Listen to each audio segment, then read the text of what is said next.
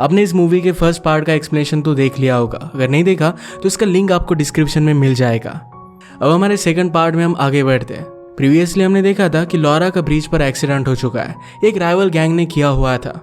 इस एक्सीडेंट में उसका बेबी गिर जाता है। इसके बारे में उसने मसीमो को नहीं बताया है। अब इसके बाद कुछ टाइम गुजर चुका है और इसके बाद हमारी नेक्स्ट मूवी स्टार्ट होती है और आज का दिन लॉरा और मसीमो की वेडिंग का था। उसे शादी के पहले मिलने के लिए आ गया, जो अलाउड नहीं था।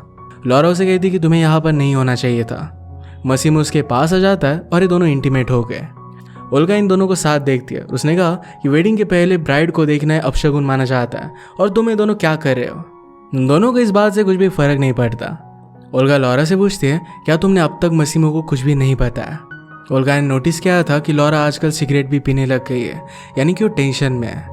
लॉरा कहती है कि अगर मसीमो को पता चला कि उस एक्सीडेंट में उसका बेबी गिर गया था तो बहुत ही ज़्यादा डिस्टर्ब हो जाएगा। उस एक्सीडेंट के लिए जो भी रिस्पॉन्सिबल था उन सबको मार डालेगा। वो ये सब वायलेंस नहीं चाहती थी। इस तरीके से उसे ना बताना ये लॉरा के लिए बहुत ही हार्ड था। ओल्गा कहती कि तुम बहुत ही स्ट्रांग हो। वो हमेशा उसे सपोर्ट करती है। इसके बाद लॉरा और मसीमो की बहुत ब्यूटीफुल सी वेडिंग हुई। रात में अपने घर पर आए। मसीमो कहता है कि आराम करने के लिए सिर्फ तुम्हारे पास 1 घंटा है। इसके बाद मुझे जो अच्छा लगेगा वो मैं तुम्हारे साथ करूँगा। लॉरा कहती कि ऐसा नहीं होगा, आज मैं तुम्हें कंट्रोल करूँगी। उसे कुर्सी से बांध देती है। उसके बाद खुद को प्लीज़ करने लग गई। बाद में उसने मसीमो को छोड़ दिया और कहती कि तुम्हें अब जो चाहिए वो तुम कर सकते हो। इसके बाद वो दोनों इंटीमेट हो गए। पैरेलल में हम देखते हैं कि लॉरा की फ्रेंड ओल्गा और मसीमो का फ्रेंड डोमिनिको, इन दोनों में कुछ ना कुछ तो चालू हो गया था। डोमिनिको के पास पहले टाइम नहीं था और इस वजह से ओल्गा को उसने इग्नोर किया था। इसी वजह से वो ज़रा नाराज़ थी। उसे मनाने के लिए अपने साथ फूल लेकर आता है। ओल्गा कहती कि तुम्हें क्या लगता है सिर्फ फूलों से मैं मान जाऊंगी? डोमिनिको ने सारे पेटल्स उस पर बरसा दिए।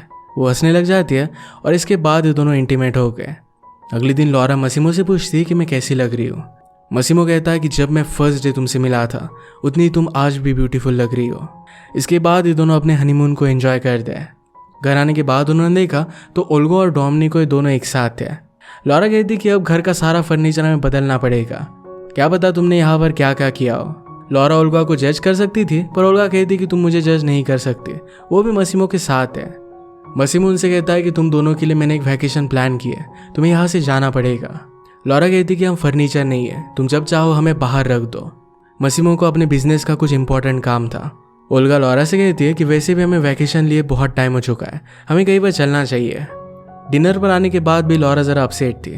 ओल्गा उसे पूछती कि हुआ क्या। लॉरा कहती कि मसीमो मेरे लिए क्या कुछ नहीं करता, फिर भी मैं अच्छी तरीके से उसे ट्रीट नहीं करती। ओल्गा कहती कि उसे जो अच्छा लगे वही सब तुम्हें करना चाहिए। लॉरा मसीमो को मिस कर रही थी तो रात में उसे अपने पास वो बुला लेती है। वो दोनों फिर इंटीमेट हो गए। सुबह मसीमो को कॉल आ जाता है। लॉरा उसके साथ और भी टाइम बिताना चाहती थी पर उसे जाना पड़ेगा। उसे कहता है कि हमारा हनीमून खत्म हो चुका है, हमें फिर से अब नॉर्मल लाइफ में वापस जाना पड़ेगा। लॉरा अपनी फ्रेंड ओल्गा के साथ बहुत मज़े करती है। ओल्गा ने कहा कि जब हम छोटे थे तो हमने इमेजिन भी नहीं किया था कि हम दोनों इतनी रीच बन जाएंगे। लॉरा कहती कि उस टाइम पर भी हमारी फ्रेंडशिप बहुत स्ट्रांग थी और हम खुश थे। सिर्फ पैसे आने की वजह से कुछ भी नहीं बदलता, हमारी बॉन्डिंग हमेशा ऐसे ही रहेगी। इसके बाद वो लंच के लिए एक बहुत ही अच्छी सी जगह पर आए। थोड़ी देर में मसीमो के आदमी वहाँ पर पहुँच जाते हैं और वो खुद आकर कहता है कि अब हमें यहाँ से जाना पड़ेगा। लॉरा इस बात से बहुत गुस्सा हो गई थी। उसे कहती कि हमारी लव स्टोरी की बिगिनिंग ये बहुत ही घटिया थी। तुमने मुझे किडनैप कर लिया था, पर स्लोली मैं तुमसे प्यार करने लग गई। तुम्हें लोगों को कंट्रोल करने की आदत है पर तुम मुझे कंट्रोल नहीं कर सकते। मैं इस तरीके से तुम्हारी जेल में नहीं रहूंगी। मसीमो सब चीज़ों के लिए उसे सॉरी कहता है। एक दिन जब वो हैंग आउट कर रही थी तो उसे मिलने के लिए वहाँ का गार्डनर नाचो आता है। वो खुद से उसे इंट्रोड्यूस करवाता है। लॉरा कहती है कि तुम्हारा नाम इटालियन नहीं लगता। नाचो कहता है कि मेरी मदर मैक्सिको से थी, इसी वजह से उसका ऐसा नाम पड़ा है। लॉरा पूछती है कि मेरे हस्बैंड के लिए तुम कब से काम कर रहे हो। वो कहता है कि रिसेंटली मैं यहाँ पर काम करने लग गया हूँ। उसे लगा कि शायद लॉरा का टाइम वो वेस्ट कर रहा है तो वहाँ से जा रहा था। लॉरा कहती है कि मेरे पास करने के लिए कुछ भी नहीं है। नाचो ने कहा कि एक अच्छी वाइफ होना भी ये बहुत ही हार्ड जॉब है। लॉरा कहती कि शायद इसमें मैं बेस्ट हूँ, तब भी मुझे कुछ भी करना नहीं पड़ रहा। इनके इस इनकाउंटर के बाद वो वहाँ से चला जाता है।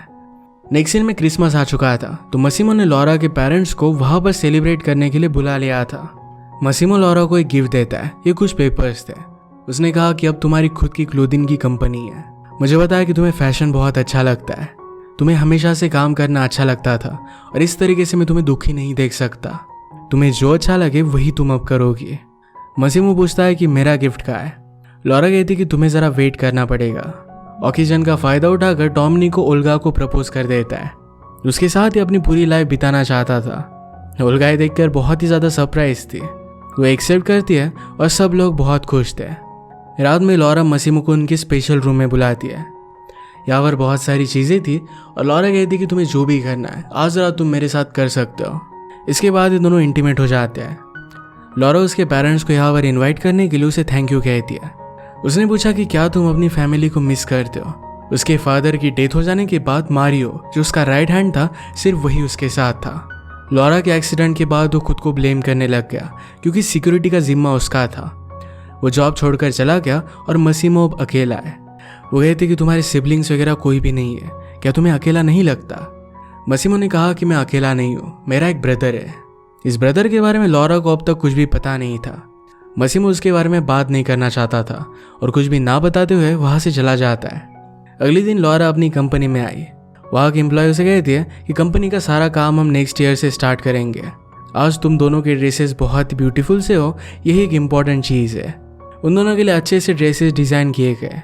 रात में पार्टी थी और वहाँ पर लॉरा बहुत ही ब्यूटीफुल लग रही थी। मसीमो यहाँ पर भी अपने बिजनेस के लोगों से बात कर रहा था। लॉरा से कहती कि मुझे तुमसे कुछ बात करनी है। मसीमो ने कहा कि मैं एक लास्ट मीटिंग कर आता हूँ। लॉरा कहती कि मुझसे ज़्यादा इम्पोर्टेंट तुम्हें अपना बिजनेस लगता है। इस बात से वो बहुत ही अपसेट हो गई थी और मसीमो को बात करना इम्पोर्टेंट था, इस वजह से वो चला गया। कुछ टाइम बीत जाता है, उसे वो ढूंढने लग गई। ऊपर वो मसीमो को उसकी एक्स गर्लफ्रेंड के साथ देखती है। ये वही एक्स गर्लफ्रेंड है जिसे मसीमो ने जिस दिन उसने लॉरा को देखा था उसी दिन ब्रेकअप कर लिया था।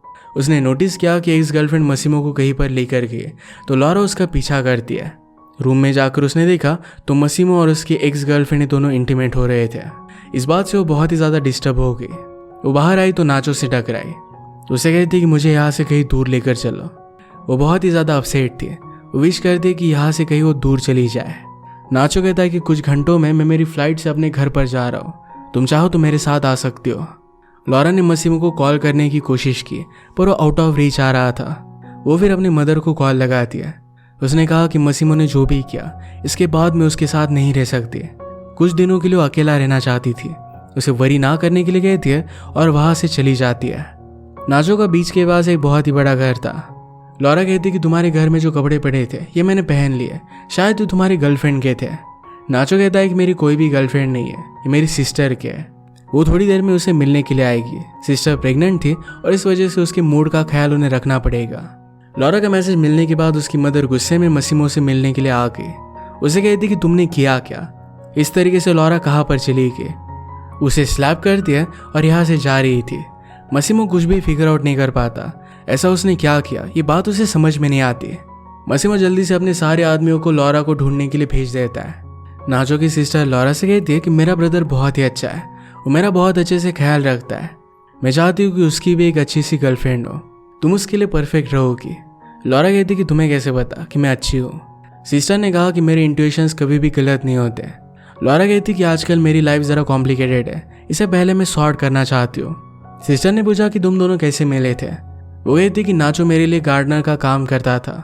इस बात पर उसकी सिस्टर हंसने लग गई। वो कहती कि नाचो बहुत ही सरप्राइजिंग है, वो कब क्या करेगा ये किसी को भी पता नहीं होता। नेक्स्ट सीन में मसीमो के साथ उसकी एक्स गर्लफ्रेंड ने मीटिंग रखी थी।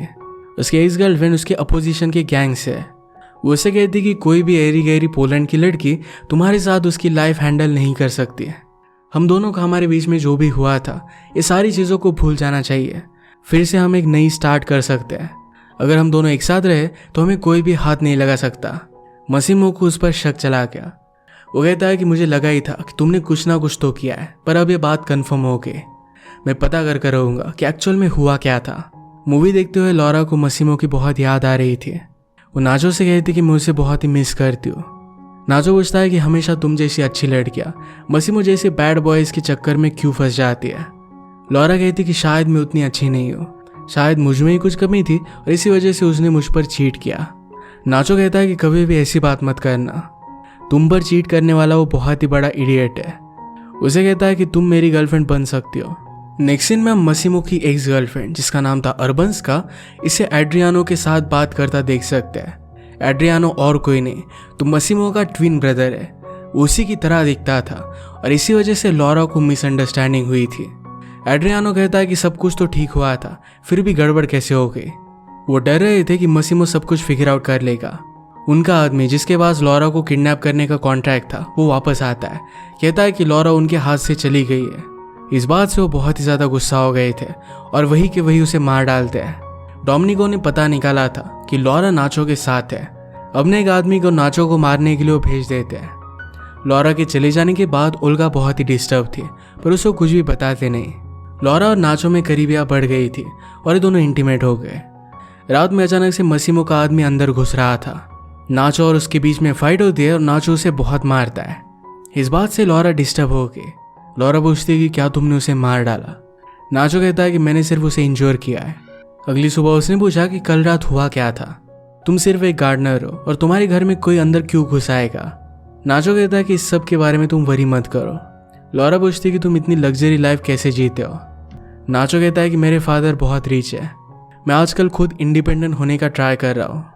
लॉरा उसे इस तरीके से इंटरोगेट करने के लिए सॉरी कहती है। उसने कहा कि तुमने मेरी बहुत हेल्प की और इस तरीके से मैं तुम्हारी लाइफ को डिफिकल्ट बना रही हूँ।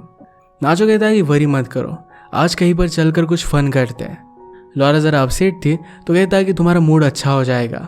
मसीमो को उसके आदमी की हालत के बारे में पता चला, इससे वो और भी ज़्यादा डिस्टर्ब हो गया था। नाचो और लॉरा एक स्पीड बोट पर एक आइलैंड पर आए। यहाँ पर आने के लिए आपको बोट से ही आना पड़ता है। लॉरा कहती कि यहाँ पर सब कुछ बहुत डिफरेंट है। नाचो कहता है कि मैं सबसे बहुत डिफरेंट हूँ। लॉरा ने मजाक किया कि डेट पर आने के लिए आइलैंड परफेक्ट है, यहाँ से कोई भी भाग नहीं सकता। नाचो भी मजाक कर कर कहता है कि मैं सारी अपनी पुलिस गर्लफ्रेंड को यहीं पर लेकर आता हूँ। इसके बाद वो एक दूसरे के साथ अपना टाइम बहुत ही अच्छे से स्पेंड करते हैं। अगले दिन नाचो को कुछ काम था तो अपनी सिस्टर के साथ लॉरा को छोड़कर जाता है। लॉरा देखती है कि नाचो अपने फादर के साथ बात कर रहा है और इस कन्वर्सेशन के बाद वो ज़रा डिस्टर्ब हो गया था। वो इसके बारे में उसे पूछते हैं तो नाचो ने कहा कि चलो मैं तुम्हें कुछ सिखाता हूँ। वो उसे बिना वेव्स की सर्फिंग सिखाता है। एक दूसरे के साथ ये बहुत एंजॉय कर रहे थे। मसीमो को लॉरा के बारे में मैसेज मिला और उसे लेने के लिए निकल पड़ा। लॉरा को रात में नाचो के सपने आते हैं। नाचो पूछता है कि क्या तुम्हारा ड्रीम अच्छा था। लॉरा कहती है कि इससे भी अच्छे ड्रीम्स मैंने एक्सपीरियंस किए हैं। लंच पर नाचो लॉरा से कहता है तुम्हें मेरे फादर से मिलना पड़ेगा। लॉरा कहती है कि इसमें क्या बड़ी बात है, वैसे भी तुम्हारी सिस्टर से मैं मिल चुकी हूँ। नाचो कहता है कि एक बड़ी मीटिंग होगी, इसमें मसीमो भी आने वाला है। लॉरा उसे पूछती कि एक्चुअल में तुम हो कौन। नाचो कहता है कि मैं यहाँ के माफिया का बेटा हूँ। मसीमो और मेरे फादर एक दूसरे के राइवल्स हैं। लॉरा उसे पूछती है कि क्या तुम्हारे फादर ने मुझे यहाँ पर लाने के लिए कहा था। नाचो कहता है कि तुम यहाँ पर अपनी मर्जी से आई, मैंने तुम्हें फोर्स नहीं किया था। लॉरा कहती है कि अगर मैं खुद नहीं आती तो तुम क्या करते। नाचो कहता है कि मैं कुछ ना कुछ तो वे ढूंढ ही लेता। लॉरा कहती कि मैं बहुत बड़ी पागल थी, मुझे लगा कि तुम मेरे फ्रेंड हो। सब कुछ उसे बहुत परफेक्ट लग रहा था। नाचो कहता है कि मेरी तुम्हारे लिए फीलिंग्स फेक नहीं थी, मैंने एक्चुअल में तुमसे प्यार किया है। हमने एक साथ जो भी टाइम स्पेंड किया ये मेरे लिए बहुत ऑनेस्ट था। लॉरा कहती कि पहले मैंने जो गलती की थी अब मैं फिर से उसे रिपीट नहीं करूंगी। मैं अब तुम जैसे आदमियों से तंग आ चुकी हो जिन्हें लगता है उनकी जो भी मर्जी हो वो सब कुछ वो पा सकते हैं। उसे उस मीटिंग में लेकर जाने के लिए कहती है।